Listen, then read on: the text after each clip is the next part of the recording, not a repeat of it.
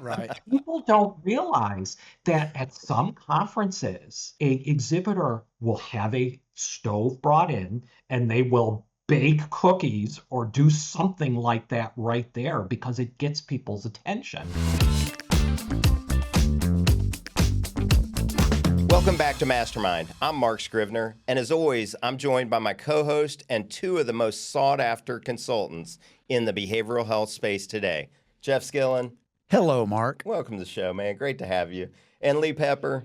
Mark, love being here on these nice, cool fall mornings in Nashville. Yeah, it was a great drive, I bet, for both of you guys up from Franklin to Nashville. So thanks for being a part of the show. You bet. Today's guest is Doug Edwards, Senior Vice President at HMP Global, a leader at the crossroads of behavioral health, education, and event innovation. Doug has spent his career shaping healthcare conferences that foster connections, advocacy, and progress, including the RX and Illicit Drug Summit, which relocated to Nashville in 2025, and a new AI Summit launching in 2026. Excited to talk about these with you today.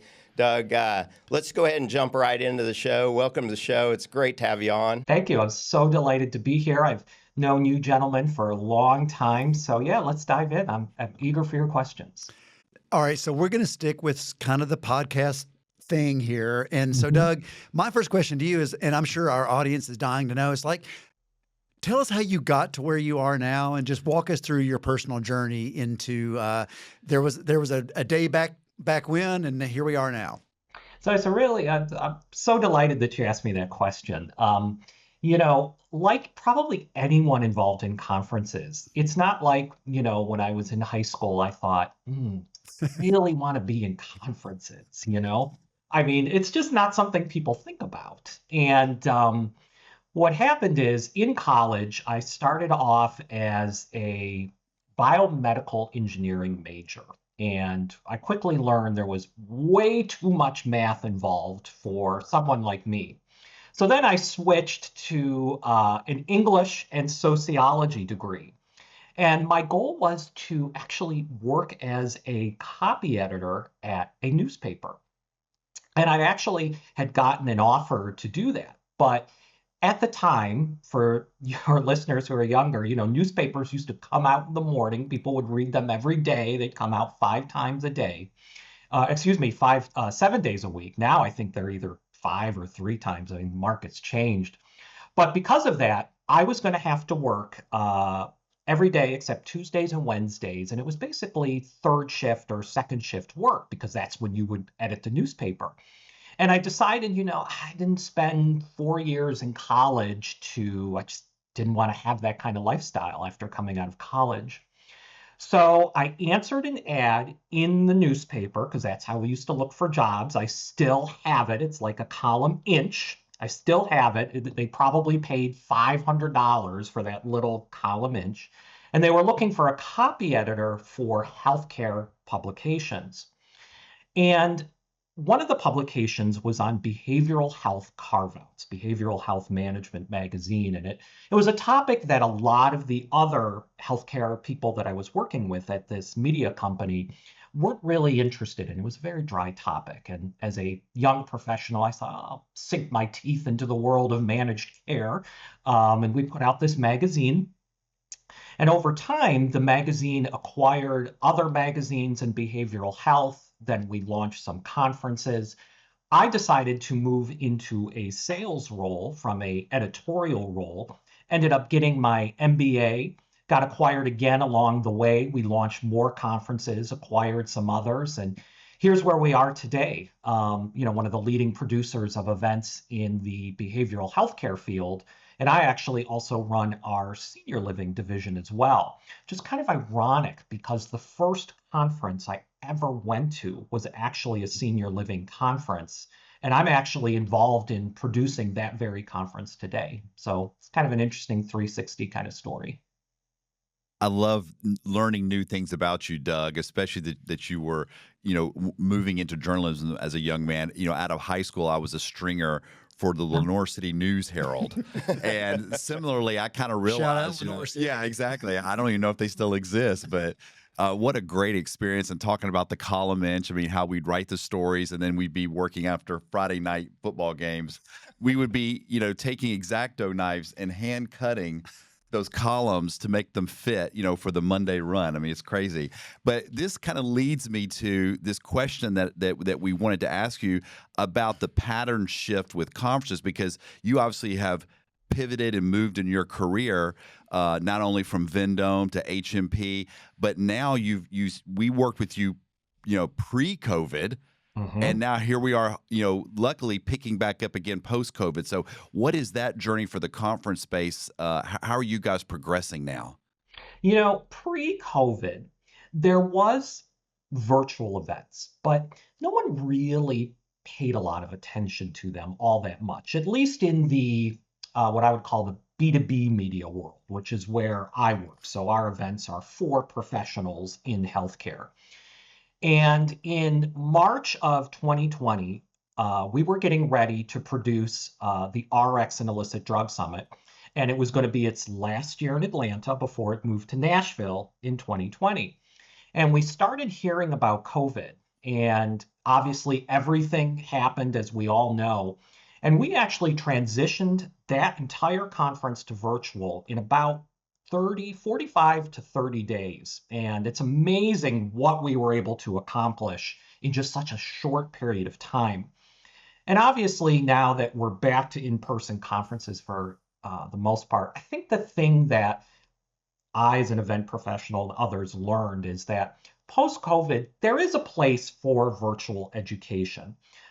Continuing education credits certainly can be received virtually. There are great webinar series. There are great virtual conferences. HMP produces some of those. But I think all of us who went through that also got a great appreciation for that in-person networking and connections. And I think we kind of took for granted that was just the conference experience, but after working from home, not seeing people, not getting on a plane for 2 years, I think we're still seeing people are still saying to me at conferences, I guess we're 3 years, 4 years post back, that they're just great to be. They really enjoy being around people, and I think that's the biggest shift. Virtual is still there, and it's great for many things, but people have come to also realize that there's something authentic about getting together in person that they don't want to give up again. Yeah. I was going to just to follow up. So, are you seeing? Are you able to share that attendance is on the rise, or because that was a worry, coming out of COVID, that conferences were dead. Nobody's going to come back in person. But it seems like at least the ones that I've been to recently, and certainly the RX Summit in Nashville, I was really super surprised and proud of the event you guys put on. It was wonderful. Thank you. Yes, conference attendance it seems to be on the rise for many events as people just get back into the swing of things. And, I think, one of the things that also came out of COVID again is that people just want to be around people. And we're still seeing that, we're so on our phones, we're in our offices. I will be at my computer all day.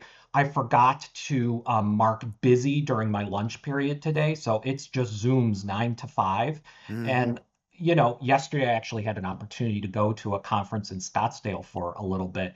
And it was just refreshing to talk to people, shake hands, and, have conversations in person. Lee, I was going to ask him that same question, but Doug, I've really enjoyed getting to know you through, we've been to a few of your conferences lately and sponsored a couple of them, and you guys really do such a great job on your conferences. Very well organized, very well put together. And last year, I went to the RX and Illicit Drug Summit here that you had out at the Opryland, which was, again, very, very well done. You also had some big name speakers there that I was actually pretty shocked that a conference could bring in, and you all were able to do it. But maybe talk about that, and also what got you to move the conference here to Nashville? Oh, sure. Happy to answer those questions. So moving to Nashville was the RX Summit was started by, its roots are with a nonprofit called Operation Unite in Eastern Kentucky, which obviously was a place that was very hard hit by the prescription drug crisis. So the roots of the conference have always been in the Southeast. And Atlanta was the location for many years, primarily because it's just a very easy city to get to. We planned to move to Nashville, I think as early as 2017. We signed a contract for the Gaylord, and it was supposed to happen in 2020.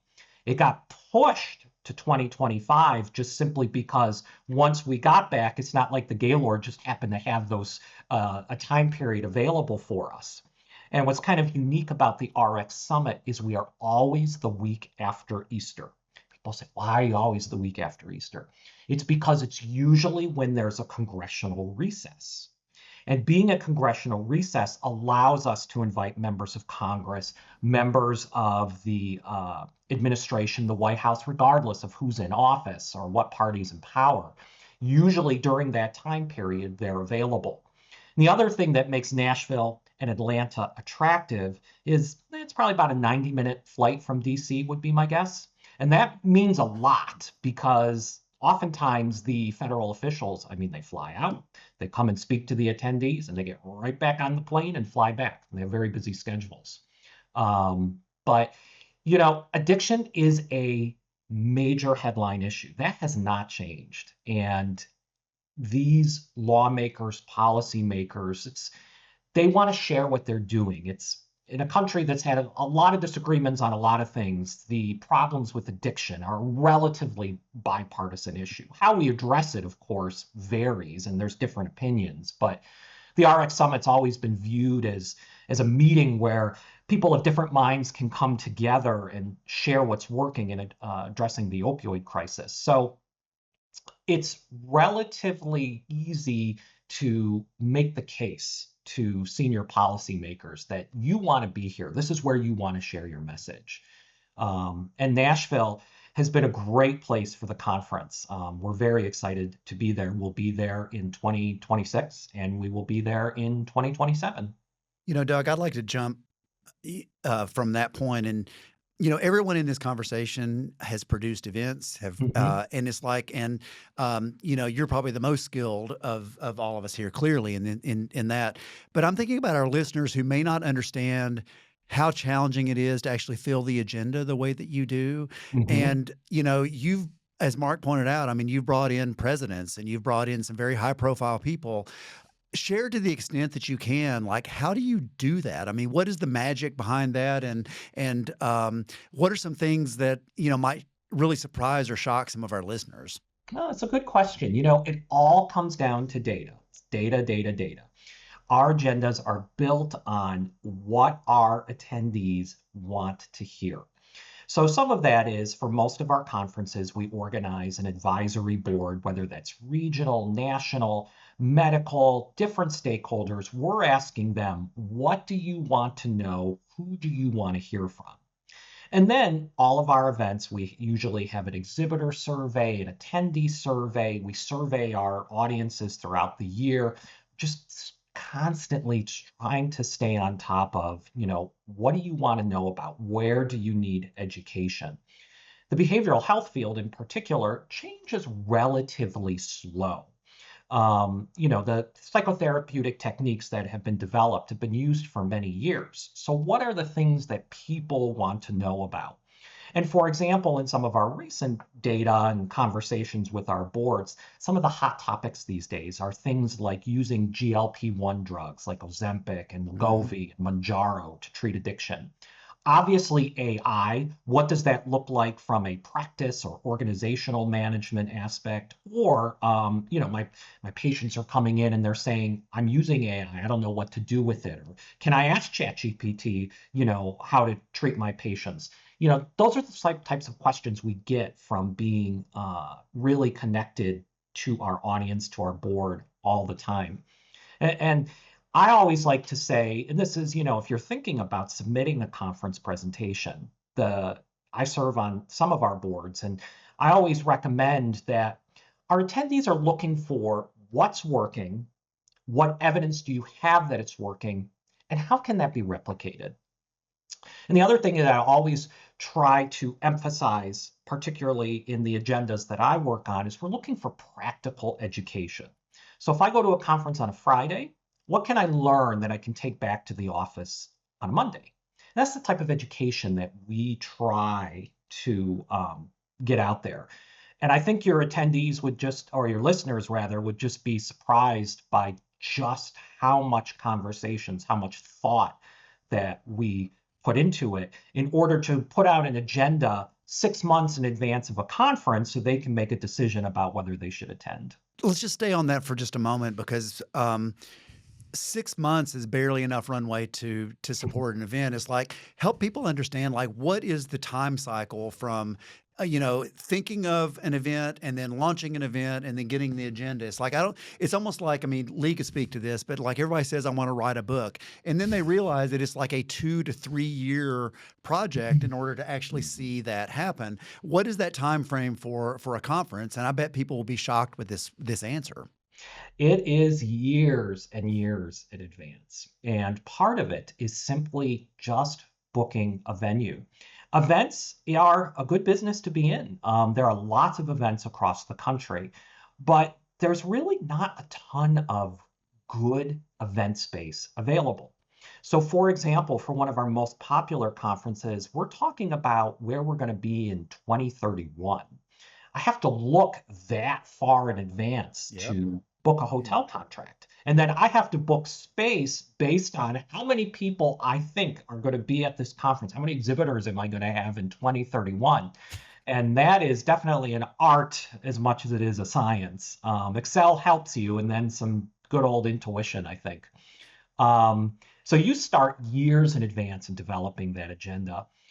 And then building a board, building an audience is just kind of an ongoing thing. But as soon as the conference is over, so let's take RX Summit, for example. RX Summit was in 2025, ended, I think, on April 24th. The following day, we're sending out a survey to our exhibitors, our sponsors, and our attendees, asking them questions. And the call for presentations for RX Summit opens in just a couple weeks later. Now, that call wraps up in August. The board reviews the presentations, and then we announce them by November. But we're already looking at, sessions we couldn't get into the agenda for 2026. What can we now push to 2027? So you really have to work really, really far out to the extent that you can, with the exception when things like AI kind of come out of nowhere. A couple years ago, we weren't talking about AI conferences. I think it was 2024 where it really started to be something everyone started to talk about. These days, you put AI in the title of a session at a conference, you're going to fill half the room. Just that alone. So we decided to launch the Behavioral Health AI Summit, which will also be in Nashville in April. And our timeline on that was a little quicker because I wasn't thinking about it in 2016. And it is now, the topic on everyone's minds. Doug, I wanted to ask you, it seems like over the last year or two that people that are speaking, that are presenting at your conferences, like they have to be pretty adept at their promotion and social media game themselves. Whereas, back in the day, with our foundations conferences, our team kind of did all the promotion. But now you've got this situation where not only is HMP going to promote it, but you can't just rely on HMP's promotion. Like you have to have your speakers and probably your attendees too also help kind of do some of the promotion. So I don't know if you could speak about how that world has changed. Absolutely, yes. We just like when you were producing the foundations conferences, you used to, it used to be called spray and pray, and you would send out a bunch of mail, and you would just wait for it to come back, and you would hope people would register for the conference. And gosh, I remember at the beginning of my career, we had reader service cards where you would look at the ads in the magazine, circle the number that corresponded, ship it out. Then you'd wait 3 weeks to hear from the company.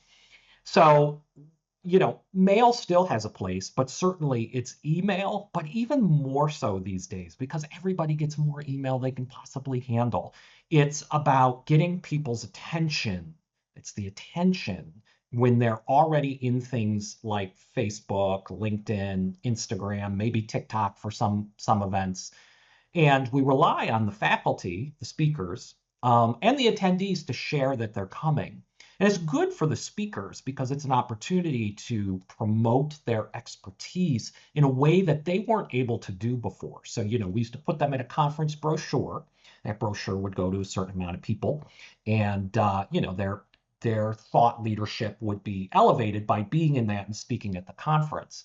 But now they can push out across social media, hey, I'm speaking at this conference. And even if you aren't attending, or maybe you'll go to one in a future year, you're seeing that person over and over again. And we rely on that to certainly promote the event, but it's good for the speaker as well. And then we do have tools too that we use to help attendees share that they're coming. It's good for us, and it helps them prior to the conference figure out, oh, maybe I'll see Mary at the conference. Haven't seen her a while. She saw on LinkedIn that I'm going to be there. And that's the kind of thing that makes being in person, just so special. Yeah. And, Mark and Jeff, one of the smartest things that Doug has done recently is he's having me do a book signing at the TCV conference in Scottsdale coming up. So kudos to you, Doug, on being so forward looking. And it's funny, book signings still have a place. You would think, I do read a lot of digital books, but I also do like hardcover books for just certain things. Books like yours, where I want to take notes, it's too hard on a Kindle, almost impossible. So it's kind of funny, even as we move into the, electronic digital world, some of these old-time experiences, going to in-person conferences, reading hardcover books, they still absolutely have their place. When I was preparing for this, one of the things I was thinking about is, I think one of your questions was like, what's something to suggest to the listeners about going to conferences? Bring your business cards. The death of the business card has been overhyped so much. And true, yes, we can bump phones, we can exchange stuff, but good old-fashioned business cards, they still work. Yeah. Doug, let's stay on this track though. Just because when I've came to your conferences, I love seeing you out working the floor and you're out and about talking to all the sponsors and vendors, and it's great to see. I guess if you were like coaching some leaders in other behavioral health companies, like as they're there, like how can they get the most out of it there? And then also like how can they continue that community when they get back to their programs? I'm sure one thing when Lee was producing the conferences for foundations too is it's the kiss of death to sit behind a booth and expect people are just going to come up to you and have them serve you information, particularly while you're sitting or eating your muffin. And I think one of the things that I just always emphasize is that it's worth talking to your team, even your seasoned sales or business development people, a little refresher on the best way to work a conference. And that's standing at your table, being presentable, having things people want to talk to you about. Yes, having an elevator pitch, but just being a nice person too. Some of those basics really go a long way. And I also emphasize that the exhibit hall is part of the conference, but it is not the only part. And even for people who are in maybe a non-clinical role, for example, if they're, say, at one of our clinical events, go to the sessions. Hear what your potential referral sources or partners are talking about. What's top of mind? What questions do they have? It's a real opportunity to get educated, bump into people, make connections. The exhibit hall is an important part for an exhibit and sponsor, but it's not the only part. And that goes back to social media too, sharing that you're going to be there, but not sharing just 2 days before the event. For example, the West Coast Symposium that we produce has a lot of social media activity. it's always right after Memorial Day. And that Memorial Day weekend, you're going to see a lot of posts that I'm going to the West Coast Symposium and such. But if you start posting 30 days before that, you can set up those meetings before everyone gets slammed with all the other inquiries that are going to come closer to the conference. So it really does involve some preparation. It's just not dragging in your banner stand, putting it up and standing there, which unfortunately we see all too often. Well, that's a great point too on the just sitting behind your booth. I mean, Jeff and I, we just went to the to the East Coast Symposium. East Coast, yeah. And actually, one thing that I guess I would say to other sponsors or vendors that are going to be there is go around and work the booths as learn their products. And I think there's, all kinds of very innovative products. But what I saw was once we did that, we had other booths bringing people over to our booth saying, hey, you need to talk to these guys. They're doing great. And we were taking people over to other people's booths. And it's sort of like what you see in this space with just all the programs collaborating together to, make it a great industry. It works the same at the conferences. Absolutely. These are people in the behavioral health field. They're talkers. They're huggers. They love community and they just want to know what you do. And it's a big field, but it's not that big. It's a relatively small area of healthcare and a lot of people know people. And if you're offering something that someone else is looking for, this is the kind of field where people are happy to make those connections. I also just think it's kind of neat to go around and look at the other booths and see what the other people are doing that maybe you could do better. Maybe they have a great one-sheeter, or you really like their backdrop or their use of colors, or that particular business development rep is explaining their program very effectively to, a licensed professional counselor. It's just a lot of intel you can gather. Here's another micro habit that that I share with people on this thing. And Doug, I'd be curious to get your take on this. I just feel like people who look at their phones at a conference are doing themselves the same disservice as standing behind their booth and expecting people to come talk to them. And so I know this is more of a societal comment than anything else, but I will say, and I share this with people, if you feel the compunction to look at your text messages or to answer a phone call, disappear. It's like you need to be somewhere else so that you're not sending this message that says no one else around me is important. My phone is more important than you are. So I'm curious how you would respond to that micro habit because, Doug, you're a fantastic networker, and I don't think I've ever seen you look at your phone actually on a conference floor. It's so funny you're saying this. I'm so self-conscious of it because I believe in that as well. But there are times where I have to look at my phone because some coffee needs to be refilled or something. And Right. I want to practice what I preach, but I'm also running an event and I can completely get it. Yeah, it is. There's no bigger turnoff when you walk up to I've seen this, gosh, we've all seen it. Someone walks up to a booth, they want information. The person's looking at the phone and goes, oh, hi, yeah, here's a flyer. And, you're basically saying to the person, whatever's on this black square, Right. more important than whatever question you have. Right. And you're absolutely right. I think the biggest tension in this field, though, as opposed to maybe some other areas of healthcare, is especially the business development teams, they may be working to get patients into treatment while they're at the conference. And that is a tough dynamic that they have to navigate. They may get a call. But you're right. In some cases, it may be better just to leave the exhibit hall, take care of Yes. what you need to take care of, and then come back. Right. Exit, take care of business, come back. And then when you come back, you're present for whatever's happening in the moment. Yeah. So anyway, Well, and Doug, I was going to say, two things came to mind. One at West Coast, which I also attended. I think the sponsors who set up their booth in a non-traditional way. Like if you're just going to do a booth with a tabletop cover and throw out some candy, you're not going to really get a lot of attention. So I think people have to be looking at how can they make their booth stand out. And I think the ones that figure out how, hey, it might be worth a little extra to get a little bit larger booth so we can put a couch and chairs, because I just think when I was there and I sat at the guest house booth, with Judy Crane and met so many people who were just coming in, and, High Watch does a great job, and Guardian and Cumberland Heights, they get it. And then the second point is that I have never been to a conference that was not successful for me, because I go out and make it successful. And I think that a lot of CEOs and CFOs who are questioning, well, is the conference, is it worth it? It's not the conference worth it, it's who you're sending. Do they know what they're doing? Are they making it worth it? Because the price points that I have always worked with you guys and with our conferences, they're not that great when you're thinking about, I might meet somebody who I might establish a relationship for the next year or two.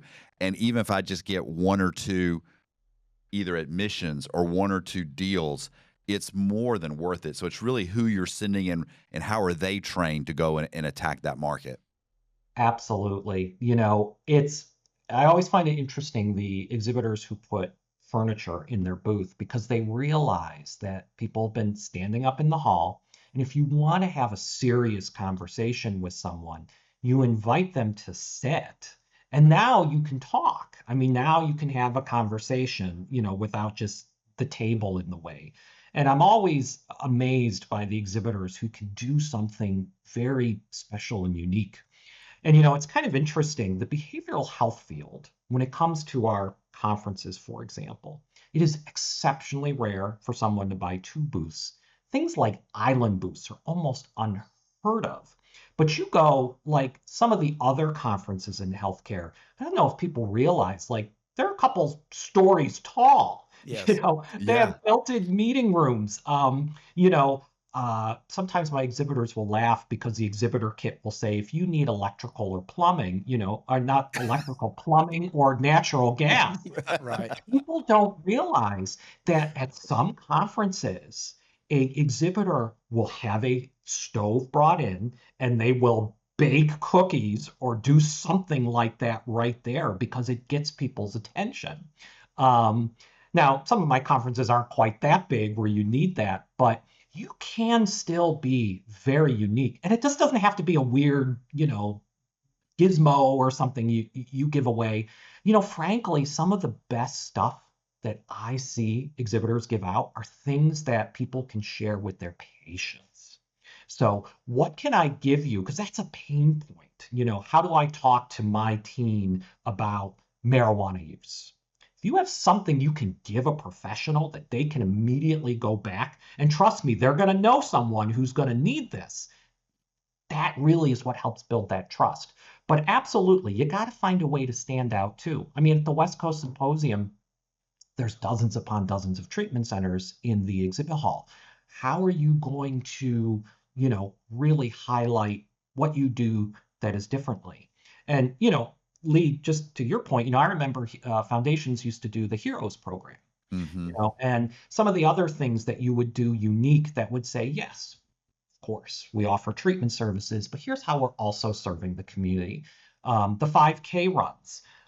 In fact, out there in my hallway, I have a picture of me doing one of the foundation 5Ks here in Phoenix. Yes. I'll have to send you the picture afterwards. Yeah, and I have my medal. I was a medal winner. I completed the 5K. So, it's just kind of that kind of stuff that you can talk to people and have at your booth and explain that it makes a difference. Well, and Doug, I'm sorry to interrupt you, but you have such a personality. And so they're used to seeing you in the conductor or the dinosaur. Yeah. And that certainly goes with your sales, role and your history in the space. But I think that there is a lot of there's a lack of thought leadership sometimes from some of the behavioral health, CEOs who tend to want to be more behind the scenes. And I'm like, this is your chance to kind of stand out. And, I think Rob Wagner always did a very good job at our conferences because he would always host, like the night before, he would host a private event, invitation only kind of thing. And he just met so many people. And I think that you don't have to dress up in a conductor. No. Certain people, you don't have to write a book, you don't have to be on the podcast, but you do need to develop your own personal brand to help emphasize the work you're doing at your company. And I think that's something that people that attend conferences could really work on. Yeah, I mean, if we stay on this for just a moment, I mean, I sort of cut my teeth on trade shows at the Consumer Electronics Show. Mhm. So it's like, I mean, the biggest of the biggest, right? But even so, some people say, well, gosh, this industry will never be like CES. And I was like, but you're missing the point. The companies that really did well at those conferences, it was about putting out a personality. It was about putting out something, that they wanted to be known for. And sometimes they miss the opportunity. And I think that is precisely the point that we're making here is that if people are willing to go one or two layers deeper into their thought process about how to present themselves in a unique way, it's not about spending money, and it's not necessarily about bringing a car onto the show or having a 3-story booth or I mean, it's like, but if that's who you want to present yourself to be, it's like there are things that you can do, right? But it's like, I think just a little bit more thought and a little bit more, work on the execution side, it can really make all the difference. Well, and I think I mean, Doug, you and I have had many conversations. I mean, that's the thing. People like you and your team, like Melanie and Melcher, I mean, companies can lean on you guys for ideas too. It's not like they just sign up for a booth and then they just show up and that's it. No, you guys have always been very generous with brainstorming and sharing ideas. And I imagine that anybody who worked with you guys, if they just said, I don't know what I'm doing, help me, you guys would just be an open book. Absolutely. Gosh, I've seen so many exhibits over the years. Oh, yeah. And some are really incredible. And some you can tell that, not much thought was put into it. And, and it's also, it just comes down to, you just got to train people too. I mean, like I said, no one goes to college to work at an exhibit booth. And sometimes, it's a clinical person who's used to one-on-one connections, but not used to a business development role, who is now in this role or asked to fill a role at a conference. And, you just got to tell them what to expect or how to interact with people or, just how to have that event mentality, how to work it. Yeah, and it's not as though only extroverts thrive at conferences. I mean, it's like not at all. I mean, some of the best networkers I know are actually introverted by nature, but they've thought about how they want to engage. Yeah. Absolutely. And I mean, I will admit, we do have people who, if you say, okay, now turn to your partner in the room and we're going to do a group session, they're out, gone. That's it, But yes, absolutely. Actually, some of the best networkers I know actually are people who are introverted by nature as well. It's not like they just don't like people. It's just the way that they approach conversations is different. Yep, 100%. Yeah, Doug, you touched on it earlier, and about the AI summit that you're bringing to Nashville, and I think you guys are uniquely suited to put on an amazing conference here around AI. It's going to be very well attended, I have no doubt. When we were at East Coast Symposium, I mean, the amount of AI-driven companies that were down there presenting was, and they were pretty incredible. Since we've been back, I think Jeff Lee and I have probably done 5 or 6 demos with different sponsors that were there. So maybe if you could just tell us a little bit more about the layout of that AI summit, maybe just the agenda, what you're hoping to get out of this. Will there be an AI Doug avatar? Ooh, fascinating. Good question. Yeah, tell the audience about it. If they're going to build a avatar robot, I hope I am not the model. Well, I think that begs the question: is this the real Doug? Right? Is this the real Doug? You never know. You never know. You never know. This could just be a AI-driven Doug, but no, I still got the real thing. I assure you. So the AI event, really excited about. We've carefully crafted this agenda in a way to really give executive level decision makers what they need to know in this very confusing landscape that we're facing right now. So the first day is going to be a series of panel conversations that look at AI along the patient journey. So the first panel discussion will be on marketing and patient acquisition, answering questions like if you have a chatbot on your website, What are the parameters? What can it talk about? What are people coming to you about with AI? Absolutely 100%. I'm convinced that if people in this field and the admissions level are not hearing, well, ChatGPT told me, they're going to hear it soon. It's just like when some of the healthcare sites came out for primary healthcare and people would come to their doctor and say, oh, I took this online quiz or calculator. It's going to be the same thing with AI. And these are important questions. How can I use AI? How does it integrate into my CRM? How do I use it from a business development standpoint? What is the impact of people searching for treatment centers on AI? It's a very different experience than what we're used to in using Google. And then the following panel discussions will walk through that AI journey. So next panel, clinical tools and documentation. Next panel, financial reporting and outcomes, and then compliance. We're walking you through the patient journey. And then on the second day, we're going to look at case studies of AI in action. So these just aren't, ivory tower kind of just, thoughts on how AI could conceptually, someday completely change the nature of therapy. These are real treatment centers and how they're using it.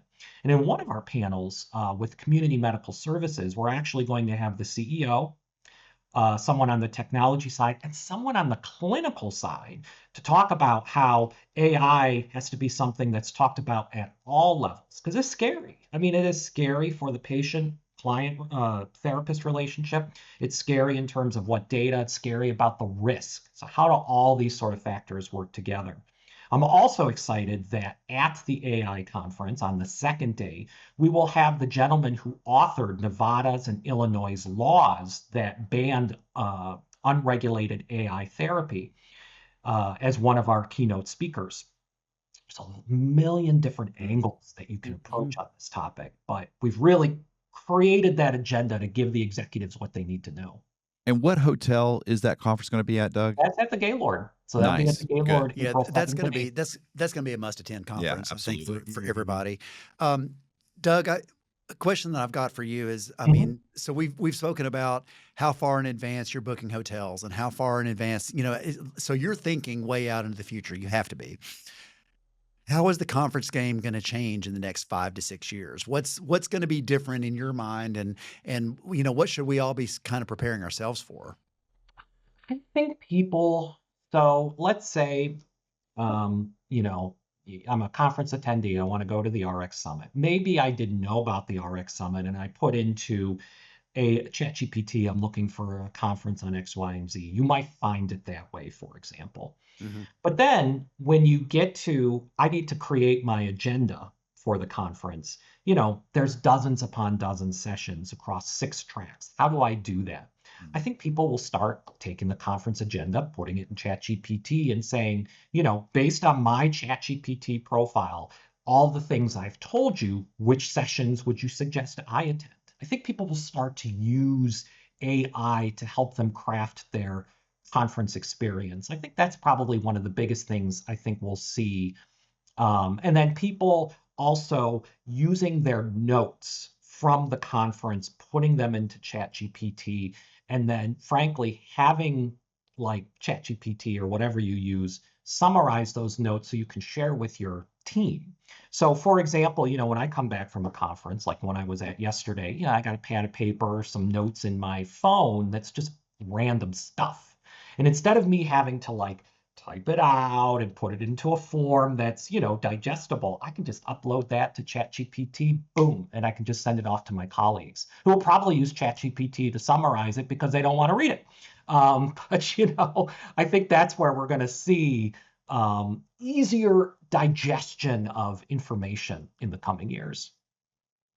Yeah. Well, Doug, this has been a great episode. Really appreciate you being a part of it. I guess as we start to wrap up, is there anything we didn't ask you, or maybe something you think the audience would want to know? Gosh, nothing immediately comes to mind. I was thinking about that question this morning. I just think it's important for people to realize that a conference is more than just continuing education credits. I mean, frankly, you can get continuing education credits in many different places in many different ways.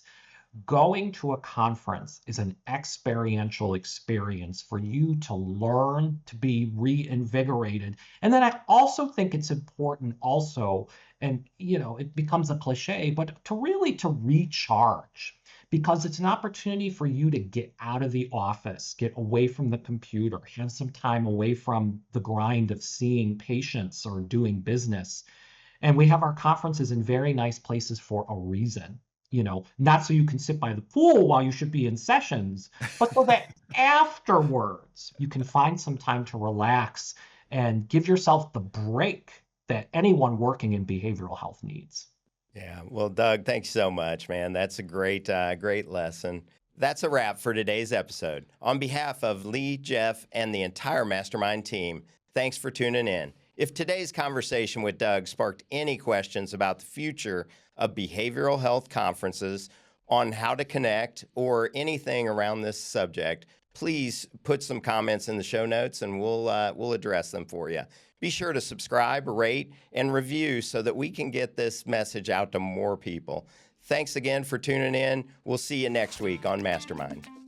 That wraps up this episode of MasterMined. Thank you so much for joining us. And remember, MasterMined is not just a podcast, it's a community. So don't forget to comment, subscribe, and review us. Your feedback helps us continue to bring you content that's relevant and relatable. Thanks again to our sponsor, Snapshot, a digital media marketing agency. And thank you for joining us on MasterMined, your behavioral health playbook.